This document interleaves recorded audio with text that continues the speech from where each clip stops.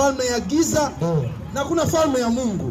Isiyokuwa ya Mungu ni ya giza na isiyokuwa ya giza ni ya Mungu. Kwa hiyo kuna falme mbili tu. Sasa hapo juzi kulikuwa kuna mkutano mmoja wa kisiasa hapa Mbeya. Kuna mmoja katika ufalme mmoja wapo wa giza alinyosha fimbo yake namna hii. Alikuwa ni chifu. Alinyosha fimbo yake namna hii. Akasema hii fimbo ndio inayotawala Mbeya. Hii sio hadithi ya kutungwa. Alisimama mzee mmoja wa kuheshimika wa upande wa pili akanyosha fimbo akasema hii fimbo ndio inayoongoza Mbeya.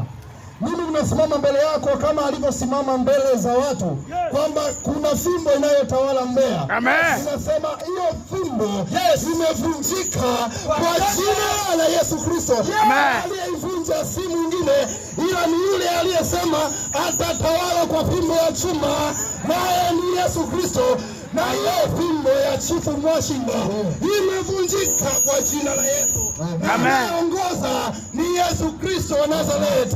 Amekuja kukwambia habari zake leo. Kwamba huyo Yesu Kristo ndiye anayetawala Mbeya. Ndiye anayeongoza Mbeya.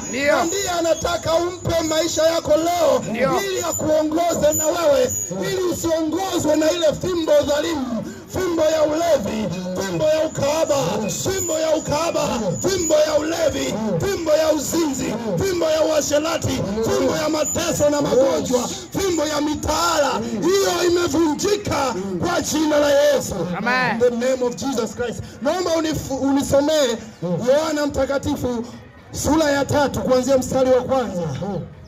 Hili ni neno jema sana ndugu yangu. Ukiongozwa na zile fimbo za kimila, unaongozwa kwenda jehanamu. Kuna fimbo leo